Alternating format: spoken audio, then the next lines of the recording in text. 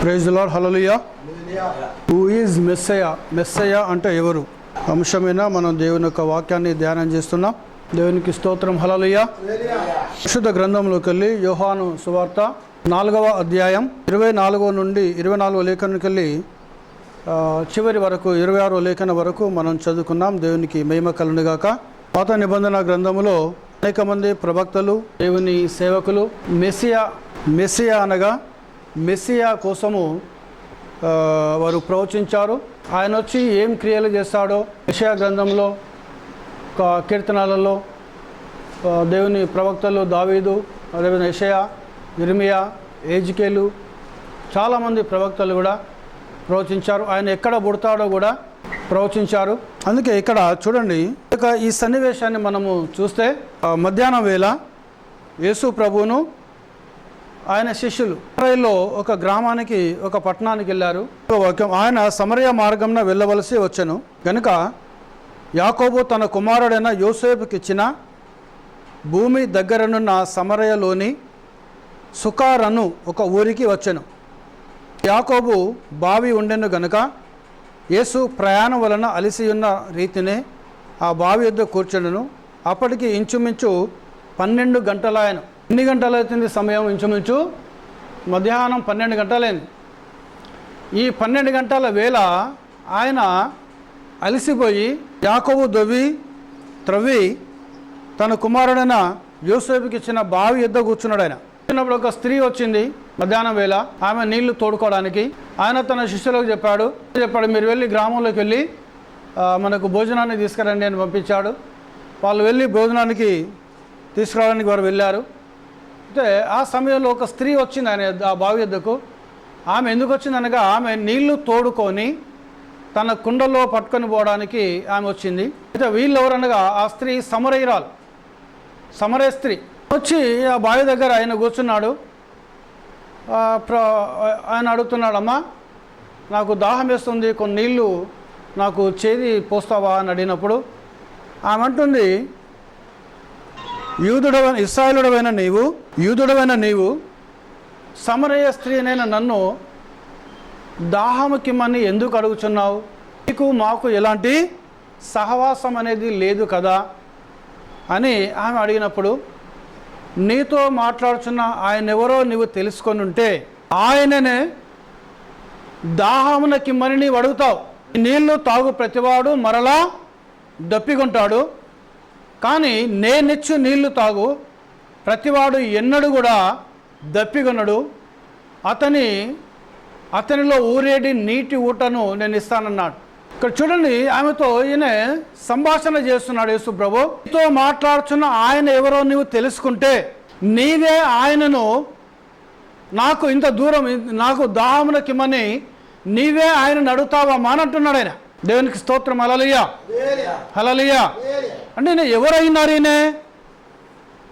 ఆయన ఎవరో ఆమె తెలుసుకోవాలి. ఎవరు తెలుసుకోవాలి? ఈ సమరయ స్త్రీ తెలుసుకోవాలి. ఆమె తెలుసుకోవాలనంటే ఆమెతో మాట్లాడుచున్నాడు ఆయన, ఆమెతో సంభాషణ చేయించున్నాడు. మాట్లాడుకుంటూ అనేక విషయాలు మాట్లాడుకుంటూ వచ్చాడు ఆయన. ఈరోజు కూడా ప్రియ సోదరుడా, నువ్వు ఎవరిని సేవిస్తున్నావో, నువ్వు ఎవరిని ఆరాధన చేయుచున్నావో అతడు ఎవరో నువ్వు తెలుసుకోవాలను. ఆ కాలంలో ఇశ్రాయేలు ప్రజలు ఆయన ఎవరో తెలుసుకోలేకపోయారు. ఇంకా చెప్పాలనంటే ధర్మశాస్త్ర ఉపదేశకులు వారికి కూడా ఆయన ఎవరో అర్థం కాలేదు. అనంటే ఆయన జీవన విధానము అతి సామాన్యంగా ఉన్నది, చాలా సాధారణమైన జీవితమైనది. ఏ కోణంలో చూసినా ఈయన యూదుల రాజు, ఈయన మెస్సియా అని ఎవరు కూడా నమ్మడానికి ఆస్కారం లేకుండా ఆయన జీవన విధానము, జీవన శైలి ఉంది ఆయనది. ఆ విధమైన తగ్గింపును కలిగి ఆ విధమైన జీవితము ఆయన జీవించుకుంటూ వస్తున్నాడు. ఆయన జీవన లైఫ్ స్టైల్ చూస్తే యూదుల రాజు వలె లేదు ఆయనది. ఆయన జీవితము చూస్తే కనీసం ఒక లేవీయుడు జీవించే విధానంలో కూడా ఆయన జీవించడం లేదు. ఆయన ఒక యాజకుడు చేసే జీవన విధానం కూడా ఆయన జీవించడం లేదు. అతి సామాన్యంగా, చాలా సింపుల్గా ఆయన లైఫ్ స్టైల్ ఉంది అనేది. ఆయన జీవిస్తున్నాడు. అందుకే ఆయనను ఎవరు కూడా గ్రహించలేకపోయారు. ఒక్కొక్క వ్యక్తి ఒక్కొక్క కోణంలో చూస్తున్నారు యేసు ప్రభువును. పరిసయ్యులు ఒక కోణంలో చూస్తున్నారు ఆయనను, సదుకాయలు ఒక కోణంలో చూస్తున్నారు ఆయనను, ధర్మశాస్త్ర ఉపదేశాలు ఒక కోణంలో చూస్తున్నారు ఆయనను, శాస్త్రులు ఒక కోణంలో చూస్తున్నారు ఆయనను, సమరయులు ఒక కోణంలో చూస్తున్నారు ఆయనను, ఇశ్రాయేలులు ఒక కోణంలో చూస్తున్నారు ఆయనను. ఆయన ఎదురుకు వచ్చే వాళ్ళంతా కూడా అసలు ఈయన మెస్సియానా కాదా అనేది చూస్తున్నారు. మరి మెస్సియా, ఒకవేళ మెస్సియా అయితే ఈ విధంగా ఎందుకు జీవిస్తాడు ఆయన? ఇలాంటి జీవన విధానం ఎందుకు ఉంటుంది ఆయనకు? ఈ విధంగా ఆయన జీవించాడు కదా అనేది వారి యొక్క ఆలోచనల్లో వారు యేసు ప్రభును మెస్సియాగా గుర్తించలేకపోయారు. సో అప్పుడు మాత్రమే కాదండి, ఈరోజు కూడా ఈ దినంలో కూడా యేసు క్రీస్తును మెస్సియా అనగా శరీరధారి అయిన దేవుడు. ఒకప్పుడు ఆయన ఆత్మరూపంలో ఉన్నాడు. ఆయన ఆది కాండంలో మనం దేవుడు ఆత్మ గనుక ఆయన ఆత్మ జలుల మీద అల్లాడుచుండెను, తిరుగుచుండెను, సంచారము చేయుచుండెను అని ఉన్నది. అప్పుడు ఆత్మస్వరూపి ఉన్నాడు. ఈ ఆత్మస్వరూపి ఉన్న దేవుడు క్రమక్రమంగా మానవులతో సహవాసము చేయడానికి, మానవులతో కలిసి జీవించడానికి ఆయన ఒక్కొక్క కాలములో ఒక్కొక్క యుగములో ఒక్కొక్క విధముగా తన భక్తులను దర్శించడము ప్రారంభించాడు. యోబు యొద్దకు సుడిగాల్లో వచ్చాడు. సుడిగాల్లో వచ్చి యోబుతో మాట్లాడాడు. ఏలియా యొద్దకు ఉరుములో రాలేదు, తుఫానులో రాలేదు, పెద్ద శబ్దంలో రాలేదు. ఆయన ఒక చల్లటి గాలిలో ఆయన వచ్చి ఏలియాతో మాట్లాడాడు. ఆ తర్వాత మోషే కాలంలో పగలు మేఘస్తంభముగా, రాత్రి అగ్నిస్తంభంలో ఉండి ఇశ్రాయేలుతో మాట్లాడాడు. ఈ విధంగా ఆయన జీవితం ఆయన ఒక్కొక్క కాలంలో ఒక్కొక్క విధానంలో ప్రజలతో సంభాషణ చేస్తూ, ప్రజలతో మాట్లాడుతూ, ప్రజలను తన వైపు తిప్పుకుంటూ, ప్రజలను తన మార్గంలోకి నడిపించుకుంటూ ఆయన రావడం ప్రారంభించాడు. సో ఆ విధంగా వస్తూ ఆ ప్రవక్తల్లో ఉండి, ఆ న్యాయపత్తుల్లో ఉండి, తన సేవకులలో ఉండి ఆయన నేను శరీరధారై రాబోతున్నాను, నేను ఒక శరీరము ధరించుకొని రాబోతున్నాను అని ఆయన చెప్పడం ప్రారంభించాడు. ఈ విషయాలన్నీ కూడా ఈ ధర్మశాస్త్ర ఉపదేశకులు బోధిస్తున్నారు. వాళ్ళ ఎదుకు వచ్చేవారికి శాస్త్రులు బోధిస్తున్నారు. వారి ఎదుకు వచ్చేవారికి పరిసయ్యులు బోధిస్తున్నారు. వారి ఎదుకు వచ్చేవారికి సదుకాయలు బోధిస్తున్నారు. వారి ఎదుకు వచ్చేవారికి కానీ ఈ వాక్యం బోధిస్తున్న వీళ్ళు ఆయన కంటే ముందు తన దూతను పంపిస్తానని మాట్లాడాడు. యెషయాలో మాట్లాడాడు, మలాకిలో మాట్లాడాడు. ఆ దూత వచ్చాడు. ఏలియా ఆత్మ, ఏలియా శక్తి కలిగి బాప్తిజం ఇచ్చి యోహానులో ఉండి యోహాను వచ్చి ఈయనకు మార్గంను సరళం చేశాడు. ఆ బాప్తిజం ఇచ్చి యోహాను అడిగారు, నీవు క్రీస్తువా? క్రీస్తువైతే మాకు చెప్పు అన్నారు. ఆయన ఒప్పుకున్నాడేమని, నేను క్రీస్తును కాను అని ఒప్పుకున్నాడు. ఆయన దేవునికి స్తోత్రం, హల్లెలూయా. నేను కానని ఒప్పుకున్నాడు ఆయన. మరి ఎవరు నీవు అనగా, అడవిలో కేకవేయకని శబ్దం, అడవిలో కేకవేయకని స్వరం అని చెప్పాడు బాప్తిజం యోహాను. ఆయన చేత బాప్తిజం తీసుకున్నాడు యేసు ప్రభు. ఒడ్డుకు వచ్చిన తర్వాత ఆయన అన్నాడు, ఇదిగో లోకపాపను మోసుకొని పోవు దేవుని గొర్రెపిల్ల. ఇన్ని రోజులు నేను ఎవరి గురించి అయితే సాక్ష్యం ఇచ్చానో, ఇన్ని రోజులు నేను ఎవరి గురించి అయితే మీతో మాట్లాడానో ఈయనే. దేవునికి స్తోత్రం, హల్లెలూయా, హల్లెలూయా. సో ఆయన ఎప్పుడైతే రంగమినికి యేసు క్రీస్తు రావడం ప్రారంభించాడో, ఆయన బాప్తిజం తీసుకొని ఒడ్డు మీనికి వచ్చి ఆయన రంగమినికి రావడం ప్రారంభించాడో, బాప్తిజం ఇచ్చి యోహాను యొక్క పాత్ర కనుమరుగు కావడము ప్రారంభించింది. దేవునికి స్తోత్రం, హల్లెలూయా. ఆయన చెప్పేశాడు. ఆయన చెప్పిన తర్వాత ఇక యేసు ప్రభువును వెంబడించడం ప్రారంభించారు. చివరికి ఈయనతో ఉన్న వాళ్ళు కూడా, యేసు క్రీస్తుతో ఉన్న ఆ 12 మంది అపోస్తలులు కూడా అసలు ఈయన ఎవరో అన్న సంగతి వారికి తెలియదు. వాళ్ళు గ్రహించలేకపోయారు. కానీ కొద్దిమంది గ్రహించారు. ఎవరు అనగా, ఫిలిప్పు నతానేయులు పిలిచాడు. పిలిచి ఏమంటున్నాడు, నతానేయుల దగ్గరికి వెళ్ళి, ఫిలిప్పు, మన పితరులు ఎవరి గురించి అయితే చెప్పారో ఆయనను మేము కనుగొన్నాం. హల్లెలూయా, హల్లెలూయా. మన పితరులను ఎవరు?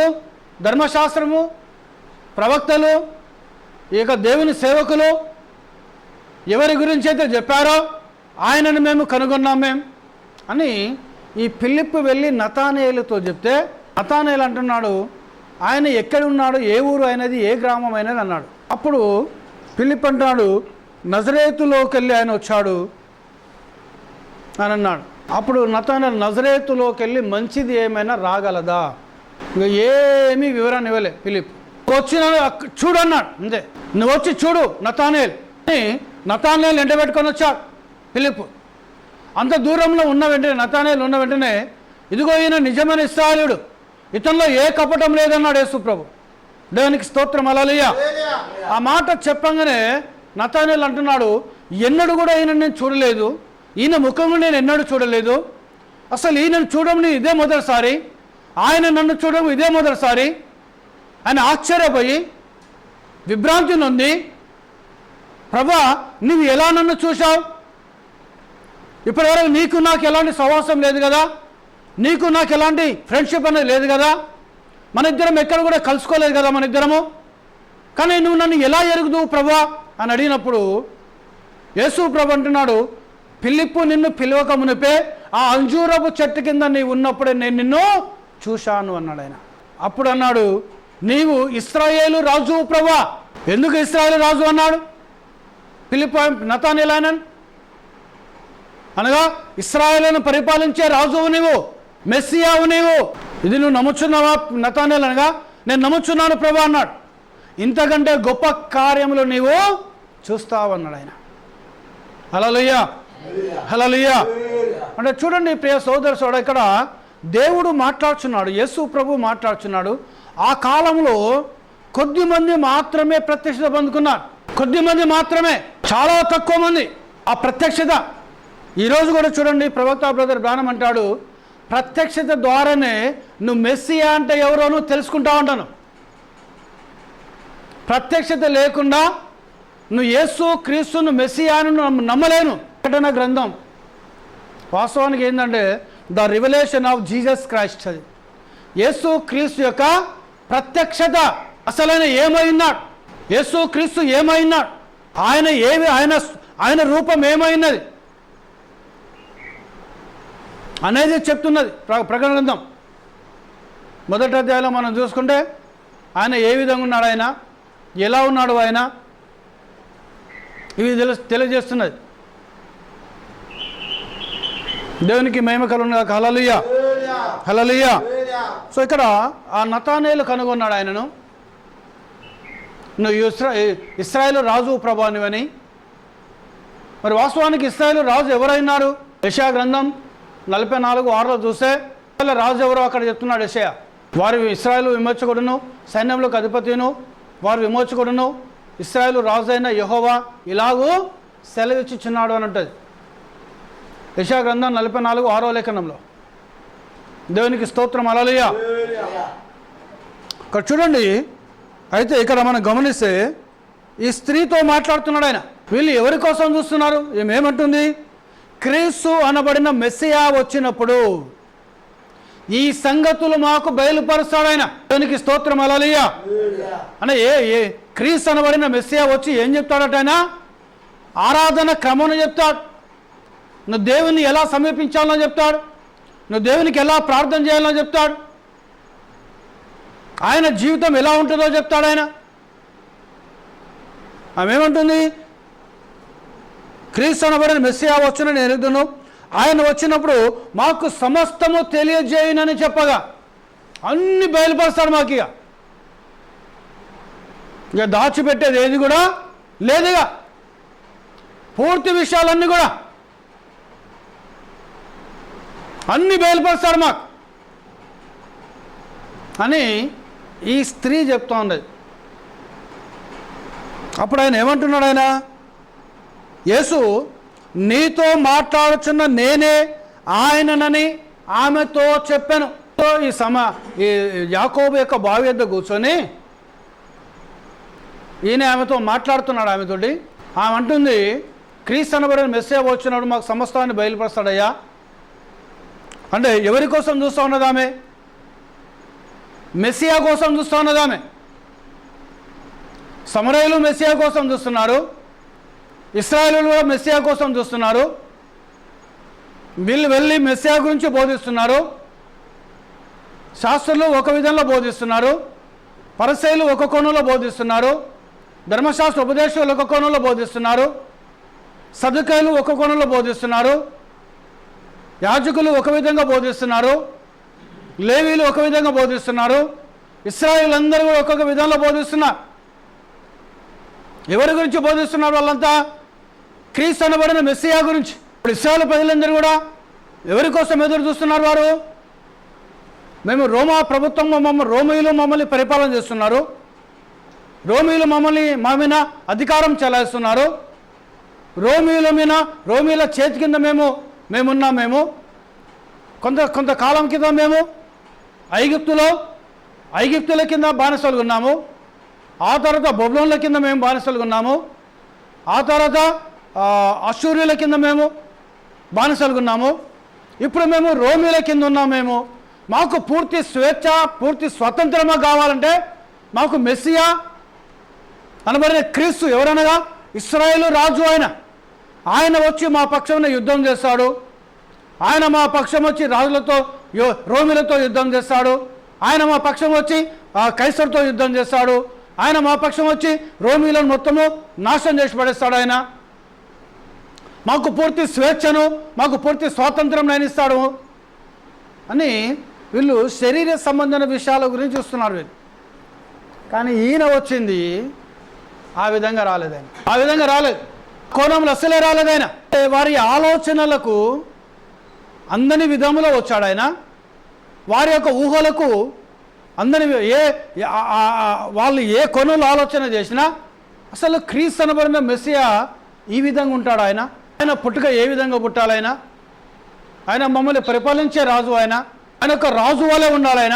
ఆయనకు ఒక సైన్యం లేదు, ఆయనకు ఒక రాజ్యం లేదు, ఆయనకు ఉండడానికి సరైన ఇల్లు లేదు, ఆయనకు తినడానికి సరైన ఆహారం లేదు, ఆయనకు ధరించుకోవడానికి చక్కటి వస్త్రములు లేవు, ఆయనకు ఏమీ లేవు ఆయనకు. మరి ఈయన ఎట్లా మెస్సియా అవుతాడు? ఈయన ఏ విధంగా మా యూదుల రాజు అవుతాడు ఈయన అని వాళ్ళ ఆలోచనలో వారు తప్పిపోవడము ప్రారంభించారు. వారు ఎవరు? ఈమె ఒక వేశ్య, సమరయ స్త్రీ. ఆమె వింటా ఉన్నది. ఆమె మెస్సియా కోసం కనిపెడుతుంది. ఆమె మెస్సియాను వెతుకుతా ఉన్నది. ఆయన వచ్చి మాట్లాడుతున్నాడు ఆమెతోటి.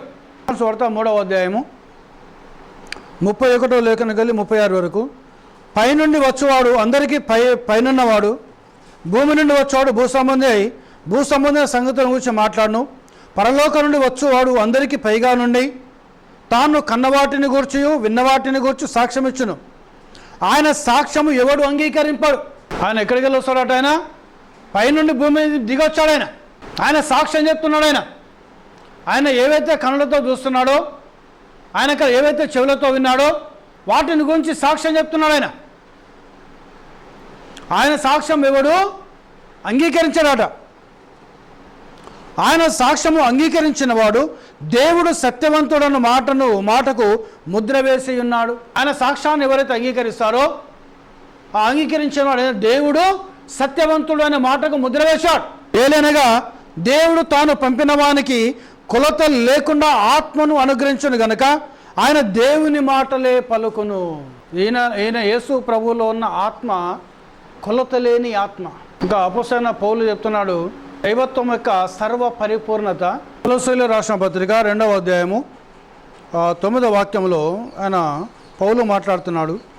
ఏలైనగా దేవత్వం యొక్క సర్వ పరిపూర్ణత శరీరముగా క్రీస్తు నందు నివసించుచున్నది.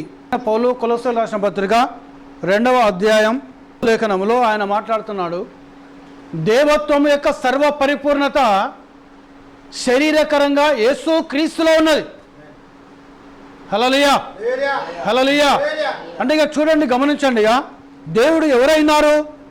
పౌలు సాక్ష్యం చెప్తున్నాడు. దేవుని యొక్క సర్వ పరిపూర్ణత, దేవునిలో ఉన్న ఆత్మ అంతా కూడా, దేవునిలో ఉన్న శక్తి అంతా కూడా దేవుల్లో ఉన్న బలమంతా కూడా, దేవుల్లో ఉన్న జ్ఞానమంతా కూడా, దేవుల్లో ఉన్న సమస్తము కూడా ఎక్కడుందంటే శరీరకరంగా యేసు క్రీస్తులో ఉన్నది.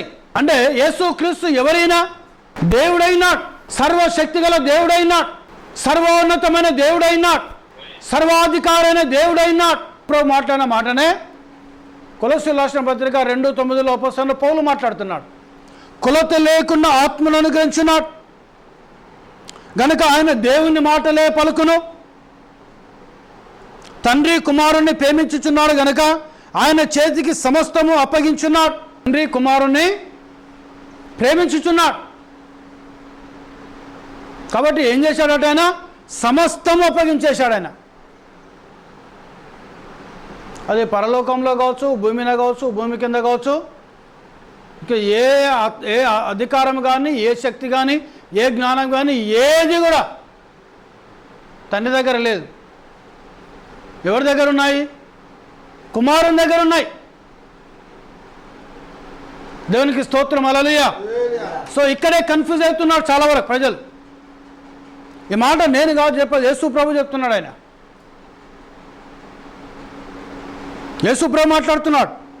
తండ్రి కుమారుణ్ణి ప్రేమించుచున్నాడు గనక ఆయన చేతికి సమస్తము అప్పగించున్నాడు. ఇక తండ్రి దగ్గర ఏం లేదు. అర్థమైందా అండి? అందుకే పౌలు అంటున్నాడు ఫిలిప్పీయులకు రాసిన పత్రికల 2వ అధ్యాయంలో, ప్రతి మోకాలు ఆయన నామంలో వంగాలి, పరలోకమందును, భూమి మీదను, భూమి కిందను. హల్లెలూయా. ప్రతి నాలుక ఆయనను ప్రభు అని ఒప్పుకోవాలి, ప్రతి మోకాలు ఆయన నామంలో వంగాలి, పరలోకంలోను, భూమి మీదను, భూమి కిందను. ఒకవేళ తండ్రి అంటే పరలోకంలో తండ్రి అయిన దేవుడు ఉంటే, మరి తండ్రి అయిన దేవుడు ఇక్కడ కుమారుడు యేసుక్రీస్తు కాబట్టి మరి తండ్రి కుమారుని ముందు మోకరిల్తాడా? మోకరించాడు కదా. ఎలా మోకరిస్తాడు? కానీ ఇక్కడ ఏం చెప్తున్నాడు ఆయన? ఇక్కడ తండ్రి ఎవరు లేరు, సమస్తం ఆయనకు అప్పగించేశాడు కుమారునికి. ఇక కుమారుని సమస్తం అప్పగించిన తర్వాత అక్కడ తండ్రి ఎక్కడ ఉంటాడు? ఆయన మళ్ళీ మాట్లాడుతున్నాడు ఇక యేసు ప్రభు, కుమారుని యందు విశ్వాసం ఉంచువాడే నిత్య జీవము గలవాడు. నీకు నిత్య జీవము కావాలి అని అంటే ప్రియ సోదరుడా, ఎవరి యందు విశ్వాసం ఉంచాలి? యేసు క్రీస్తు నందు విశ్వాసం ఉంచాలను. యేసు క్రీస్తు నందు నువ్వు విశ్వాసం ఉంచకుండా నువ్వు నిత్య జీవానికి వెళ్ళలేవు. ఏమని విశ్వాసం ఉంచాలి? సమస్తము యేసు క్రీస్తులో ఉన్నది. దైవత్వం యొక్క సర్వ పరిపూర్ణత యేసు క్రీస్తులో ఉన్నదని నువ్వు విశ్వాసం ఉంచాలి. తండ్రికున్న సమస్తమైన అధికారం, తండ్రికున్న సమస్తమైన జ్ఞానం, తండ్రికున్న సమస్తమైన శక్తి, తండ్రికున్న సమస్తము కూడా ఆయన కుమారునికి అనుగ్రహించాడు. ఆ కుమారుడు ఎవరనగా ప్రభు అయిన యేసు క్రీస్తు అయినాడు. హల్లెలూయా, హల్లెలూయా. ఇక తండ్రి దగ్గర ఏమీ లేదు. రోజు నీకు నిత్య జీవం కావాలంటే ఎవరి అందు విశ్వాసం ఉంచాలి? యేసు క్రీస్తు నందు విశ్వాసం ఉంచాలి. కుమారునికి విధేయుడు కానివాడు జీవమును చూడడు గాని దేవుని ఉగ్రత వాని మీద నిలిచుండును. హల్లెలూయా, హల్లెలూయా. విధేయునిగా ఉండాలను. కుమారునికి విధేయుని కానివాడు జీవమును చూడడు. ఈరోజు ప్రియ సోదరుడా, నీకు జీవము కావాలి, నీకంటే నువ్వు నిత్య జీవానికి వెళ్ళాలి నీవనంటే ఎవరిని విశ్వాసం ఉంచాలి? యేసు క్రీస్తునందు విశ్వాసం ఉంచాలను. క్రీస్తుకు విధేయుని కావాలను. ఒకవేళ యేసు క్రీస్తునందు, యేసు క్రీస్తులో దేవుని యొక్క కొలత లేని ఆత్మ ఆయనలో ఉన్నది, దేవుని యొక్క సర్వ పరిపూర్ణత యేసు క్రీస్తులో ఉన్నదని నువ్వు విశ్వాసం ఉంచకపోతే, దేవుని తండ్రికి ఉన్న సమస్త అధికారం అంతా కూడా కుమారునికి అనగా యేసు క్రీస్తుకు అనుగ్రహించాడని నువ్వు నమ్మకపోతే, నువ్వు యేసు క్రీస్తులో విశ్వాసం ఉంచకపోతే నువ్వు నిత్య జీవాన్ని పొందలేవు. నువ్వు కుమారునిగా యేసు క్రీస్తుకు నువ్వు విధేయుని కాకపోతే జీవాన్ని చూడలేవు. ఇంకేంటంట? దేవుని ఉగ్రత నీ మీద ఉంటుంది అంటున్నాడు ఆయన. ఎవరు మాట్లాడుతున్నారు ఈ మాట? యేసు ప్రభు మాట్లాడుతున్నాడు. హల్లెలూయా, హల్లెలూయా. ప్రవక్త అంత్యకాలమందు అభిషిక్తులు మాటలో అనే వర్తమాన పుస్తకంలో ప్రవక్త బ్రదర్ బ్రానం మాట్లాడుతున్నాడు. ఇక్కడ అంటే గమనించాలి, ఇక్కడ ప్రవక్త బ్రదర్ బ్రానం అంటే ప్రవక్త బ్రదర్ బ్రానం కాదు మాట్లాడేది, ఆయనలో ఉన్న పరిశుద్ధాత్మ దేవుడు. దేవుని స్తోత్రం, హల్లెలూయా, హల్లెలూయా. ఈ కాలానికి వచ్చిన ప్రవక్తలో ఏ పరిశుద్ధాత్ముడు ఉన్నాడో ఆ పరిశుద్ధాత్ముడు మాట్లాడుతున్నాడు. ఏమంటున్నాడు ఆయన? అయితే మీరు యేసు క్రీస్తును తిరస్కరించవలెను, ఎందుకనగా ఆయన దేవుని యొక్క ప్రత్యక్షత. యేసు క్రీస్తు ఎవరట? దేవుని యొక్క ప్రత్యక్షత. Is the revolution of God. దేవుని ప్రత్యక్షంగా కనబడుతున్నాడు నీకనంటే అది యేసు క్రీస్తే. హల్లెలూయా, హల్లెలూయా. దేవుడు శరీరమందు బయలుపరచబడను. దేవుడు ఎక్కడ బయలుపరచబడ్డాడట? శరీరంలో బయలుపరచబడ్డాడు. శరీరమందు బయలుపరచబడ్డాడు దేవుడు అని చెప్పాను. దాన్ని నేను చూడనిచో నీవు నశించినట్లే. ఒకవేళ దాన్ని కనుక నువ్వు చూడకపోతే నువ్వేమవుతావు? నశిస్తావు నువ్వు. Praise the lord. Hallelujah, hallelujah. నేనే ఆయననని మీరు నమ్మని యెడల మీరు మీ పాపంలోనే చనిపోదురు అని యేసు చెప్పాను. ఆయననని మీరు నమ్మని యెడల మీరు మీ పాపంలోనే ఉండి మీరు చనిపోతారని యేసు చెప్పాను. ఆయనే దేవుని ప్రత్యక్షత. దేవుని ఆత్మ మానవ రూపంలో ప్రత్యక్షమాయను. అందుకే దేవుడు ఆత్మస్వరూపి. ఆయన ఏ విధంగా ప్రత్యక్షమాడి లోకంలో? మానవ రూపంలో ప్రత్యక్షమయ్యాడు. అందుకే ఇమ్మానుయేల్ కన్యక గర్భం ధరించి కుమారుని కనను, ఆయనకు ఇమ్మానుయేలను పేరు పెట్టబడను. దేవునికి స్తోత్రం. హల్లెలూయా. ఇమ్మానుయేల్ అన్న మాటకు అర్థం ఏంటనగా గాడ్ విత్ అస్. దేవుడు మనకు తోడై ఉన్నాడు. దేవుని ఆత్మ మానవ రూపంలో ప్రత్యక్షమాయను. దానిని నమ్మజాలని యెడల నీవు నశించదు. నమ్మకపోతే ప్రియ సోదరుడా నువ్వు నశిస్తాను. ఇక్కడ యేసు ప్రభు అదే చెప్తున్నాడు.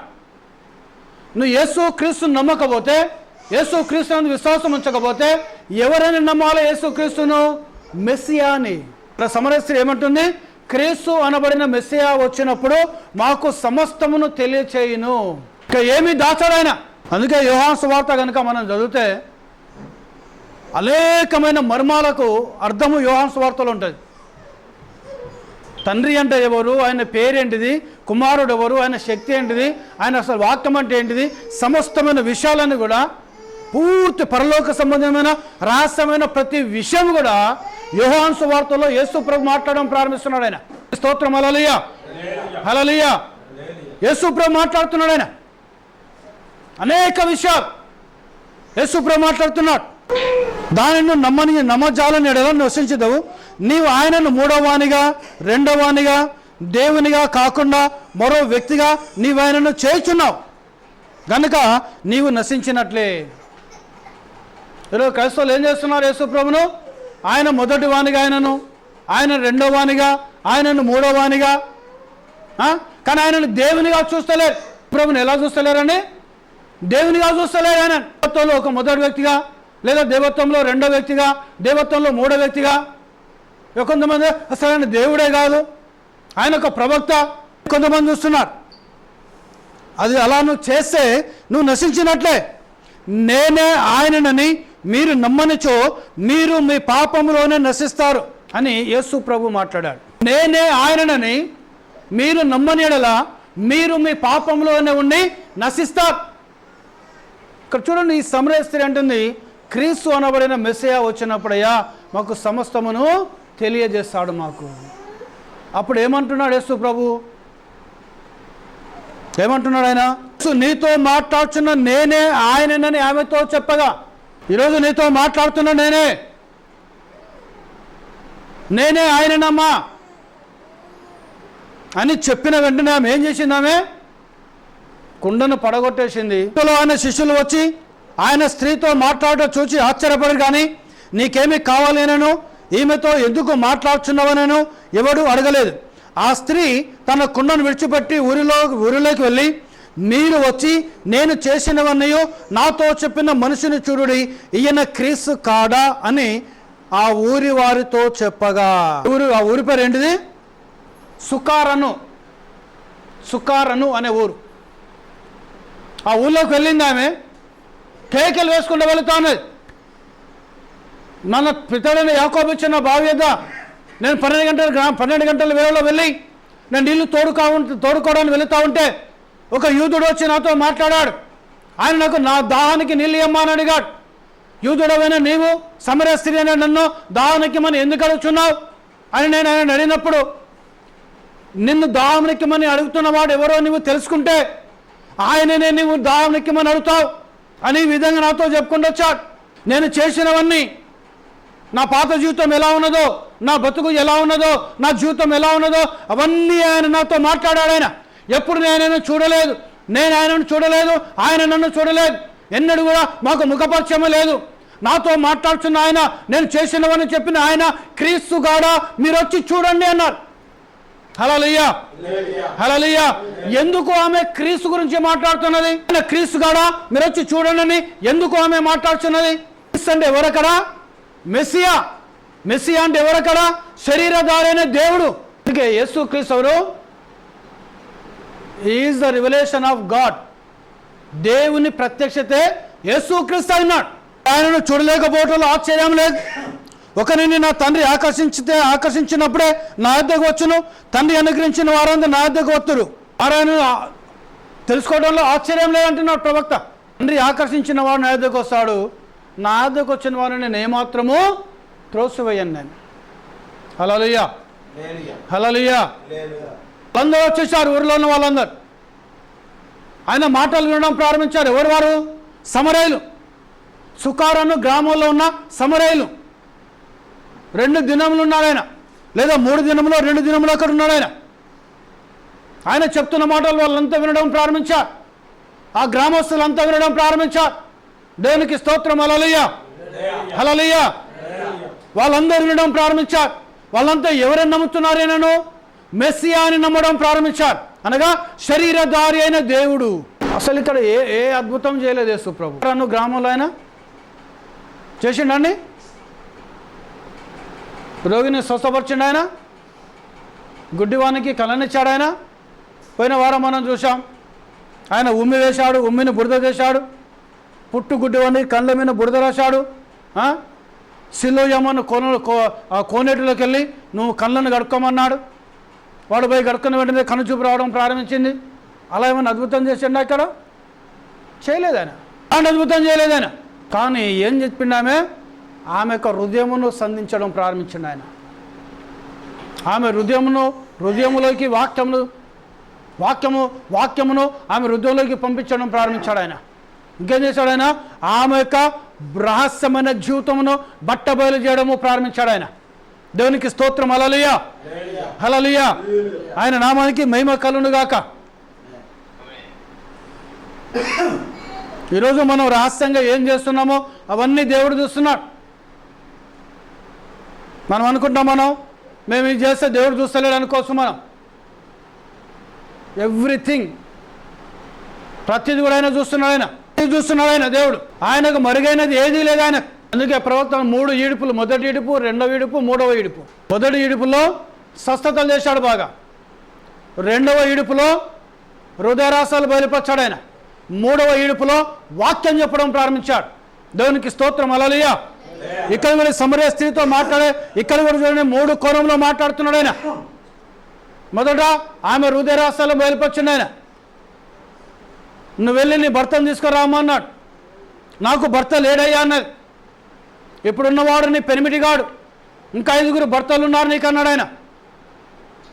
దేవునికి స్తోత్రం. హల్లెలూయా, హల్లెలూయా. ఆమె రహస్యమైన జీవితాన్ని ఆయన బయలుపరిచాడు ఆయన. అప్పుడు ఏమంటుంది? అయ్యా నువ్వు ప్రవక్తవని నేను నమ్ముచున్నా. ఏమంటుందామె? I believe you are the prophet god. అయ్యా నువ్వు ప్రవక్తవని నేను నమ్ముచున్నాను నేను అంటున్నామే. కానీ ఈయనేమంటున్నాయా? ప్రవక్త అన్న అక్కడ ఆగిపోలేదు ఆయన. ఆగాడు ఆయన, మళ్ళీ మాట్లాడడం ప్రారంభిస్తున్నాడు ఆయన. Is the more than prophet, is the more than apostles.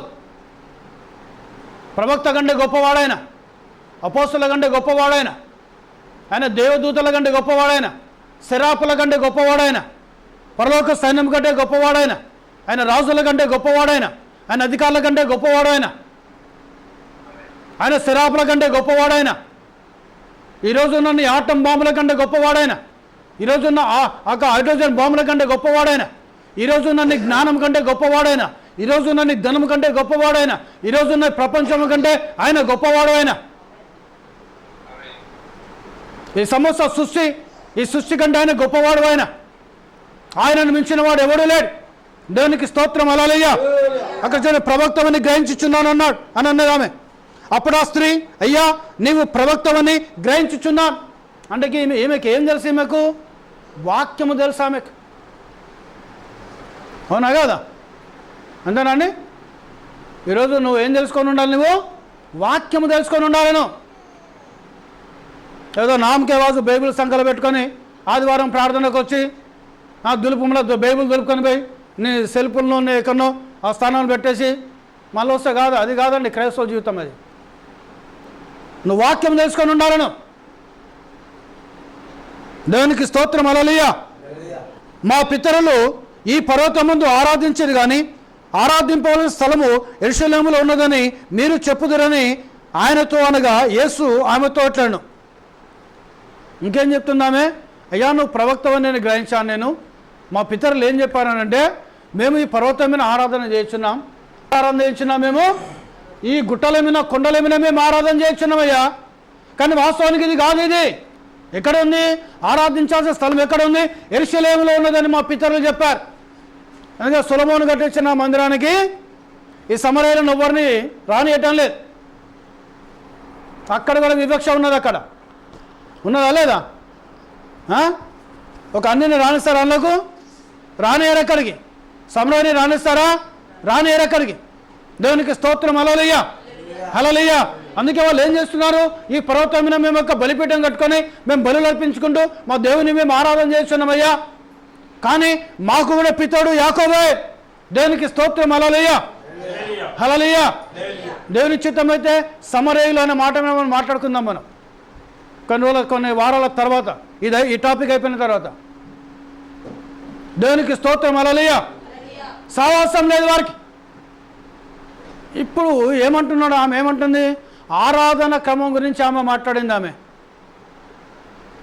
యేసేను దేవుని ఎలా ఆరాధన చేయాలనో, ఎక్కడ ఆరాధన చేయాలో, ఏ స్థలంలో ఆరాధన చేయాలో ఆ విషయాలు మాట్లాడింది ఆమె.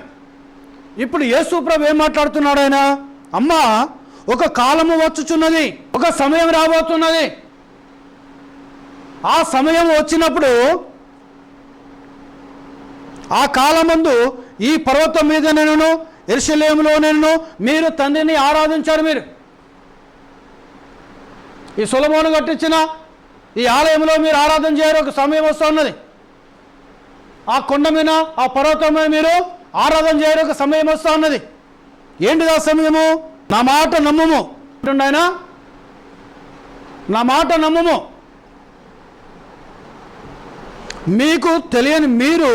మీకు తెలియని దానిని ఆరాధించేవారు,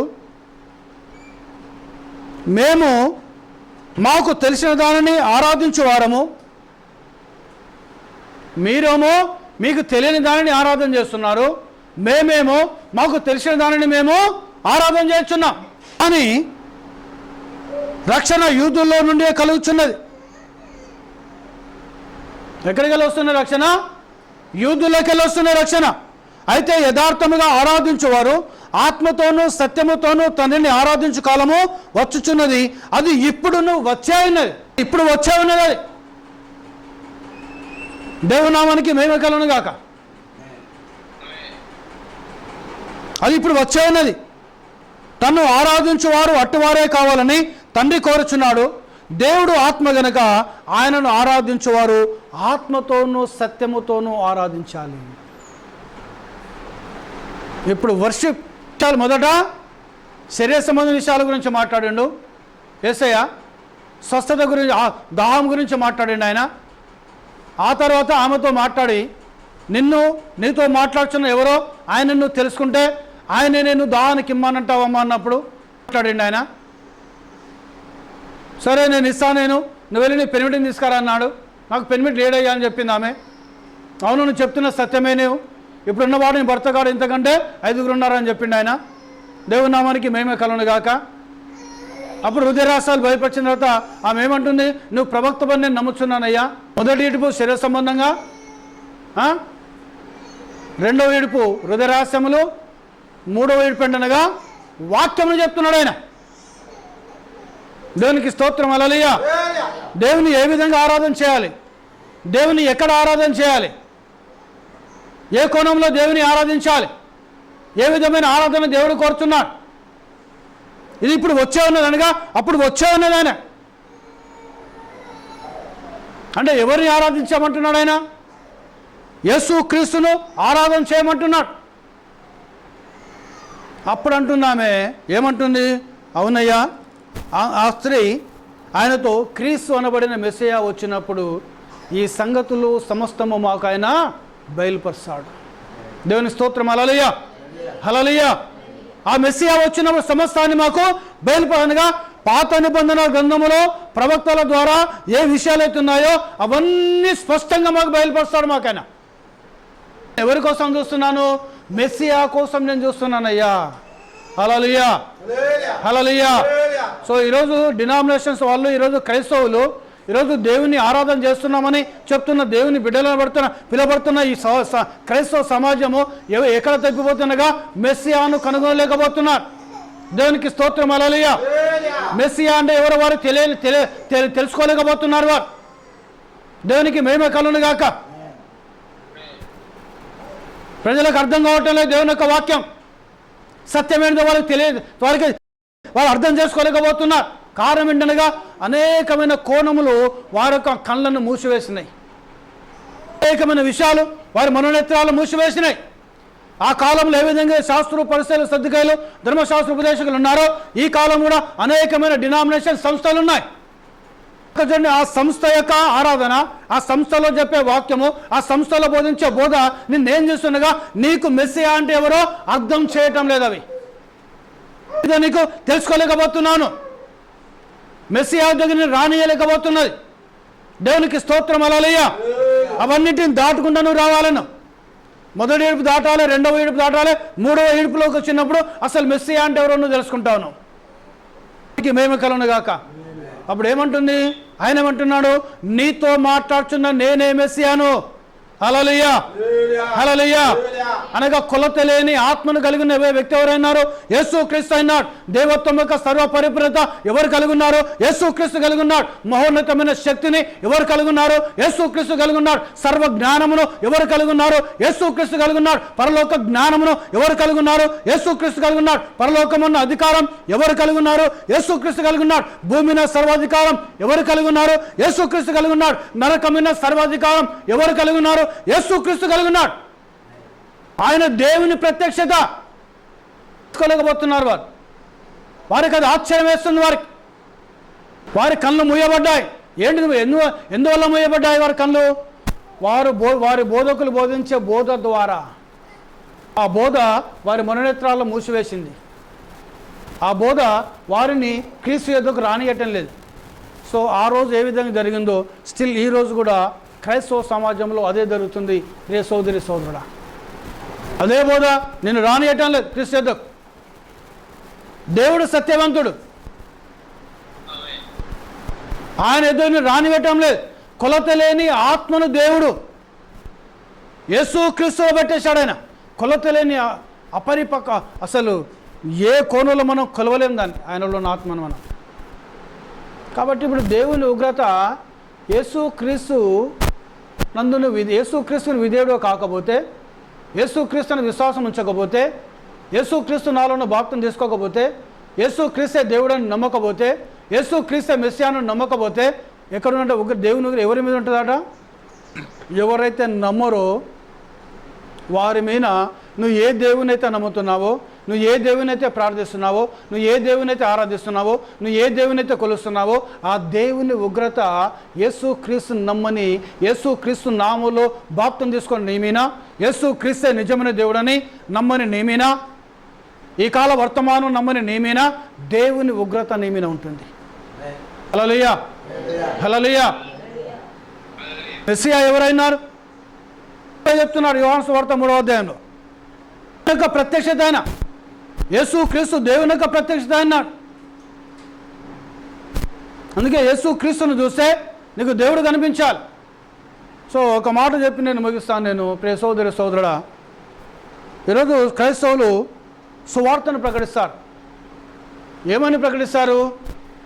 మీరు యేసు ప్రభుని నమ్ముకోండి, యేసు ప్రభు నిజమైన దేవుడు, యేసు ప్రభు నమ్ముకుంటే నీ పాపాలు క్షమించబడతాయి, యేసు ప్రభు నమ్ముకుంటే స్వస్థపరచబడతావు, యేసు ప్రభు నమ్ముకుంటే నీ పేదరికం పోతుంది, యేసు ప్రభు నమ్ముకుంటే నీ కష్టాలు పోతాయి, యేసు ప్రభు నమ్ముకుంటే నువ్వు పరలోక రాజ్యం వెళ్తావు, యేసు ప్రభు నమ్ముకుంటే నీవు దేవునితో సహవాసం కలిగి ఉంటావు అని చెప్తారు.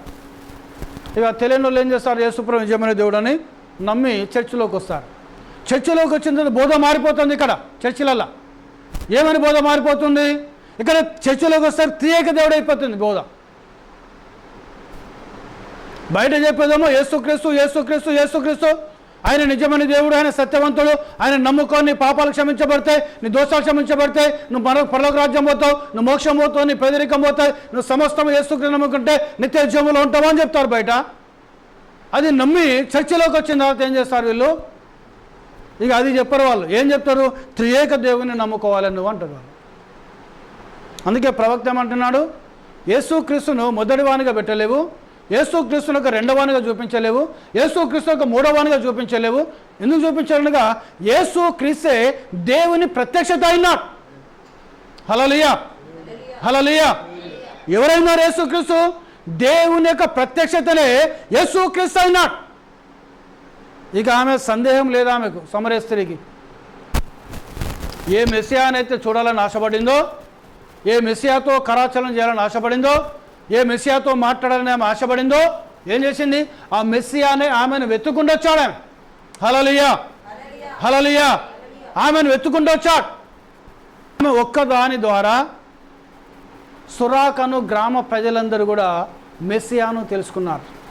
వారి మనోనేత్రాలు తెరబడ్డాయి, వారి హృదయ నేత్రాలు తెరబడ్డాయి, వారు మెస్సియాను కనుగొన్నారు. వారు ఇప్పుడు ఎవరిని ఆరాధిస్తున్నారు? వారిగా యేసుక్రీస్తును ఆరాధించడం ప్రారంభిస్తున్నారు, యేసుక్రీస్తును భయపరచడం ప్రారంభిస్తున్నారు. ఎందుకంటే యేసుక్రీస్తు మెస్సియా. ఆమె నమ్మేసింది. ఆమె మాత్రంగా ఆమె గ్రామ ప్రజలను నమ్మేశారు యేసుక్రీస్తు మెస్సియా అని. ఇక వారికి ఎవరు చూస్తున్నారు? వారు అబ్రహాముతో మాట్లాడిన దేవుని చూస్తున్నారు, మోషేతో మాట్లాడిన దేవుని చూస్తున్నారు, ఏలియాతో మాట్లాడిన దేవుని చూస్తున్నారు, ఎలీషాతో మాట్లాడిన దేవుని చూస్తున్నారు, యోసేపుతో మాట్లాడిన దేవుని చూస్తున్నారు, దావీదుతో మాట్లాడిన దేవుని చూస్తున్నారు, సొలొమోనుతో మాట్లాడిన దేవుని చూస్తున్నారు, యెషయాతో మాట్లాడిన దేవుని చూస్తున్నారు, ఇర్మియాతో మాట్లాడిన దేవుని చూస్తున్నారు, ఆది కాండంలో ఆదాముతో మాట్లాడిన దేవుని చూస్తున్నారు, సృష్టిని చేసిన దేవుని చూస్తున్నారు, అనిపిస్తున్నాడు.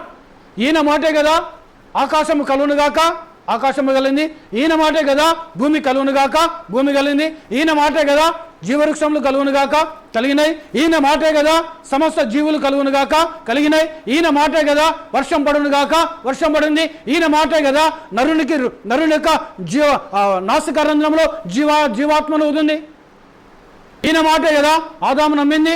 ఈయన మాటే కదా ఆదాము విన్నది. ఈయనకే కదా ఏబేలు ప్రార్థన చేసింది కదా, ఈయనతోనే కదా హానోకు నడుచుకుంటూ వెళ్ళింది. ఆమె తను గ్రామ ప్రజలు కూడా నమ్మేశారు. క్రీస్తు అనబడిన మెస్సియా వచ్చాడు. ప్రభు అయిన యేసు క్రీస్తు అయినాడు. ఆయన దేవుని నామానికి మేమే కలుగునుగా. హల్లెలూయా హల్లెలూయా. కానీ ఈరోజు నమ్ముతున్నారా? నీ థియాలజీ బోధ నిన్ను క్రీస్తు దగ్గర రానివ్వటం లేదు, నీ సంఘం నిన్ను క్రీస్తు దగ్గర రానివ్వటం లేదు, నీ తెలివి నిన్ను క్రీస్తు దగ్గర రానివ్వటం లేదు, నీ జ్ఞానం నిన్ను క్రీస్తు దగ్గర రానివ్వటం లేదు, నీకు వాక్యం బోధించే బోధకులు వారి మాటలు నిన్ను క్రీస్తు దగ్గర రానివ్వటం లేదు, నీ స్టేటస్ క్రీస్తు దగ్గర రానివ్వటం లేదు. నామానికి మేమే కలుగునుగా. ప్రియ సోదరి సోదరుడా, ఈరోజు యేసు క్రీస్తు ఎవరు, మెస్సియా ఎవరో నువ్వు తెలుసుకోవాలి. మెస్సియా ఎవరైనారు? ప్రభువైన యేసు క్రీస్తు అయినాడు. దేవునికి స్తోత్రం. హల్లెలూయా హల్లెలూయా. ఈ మాటలను దేవుడు దీవించి ఆస్వాదించును గాక. ప్రార్థన చేసుకుందాం.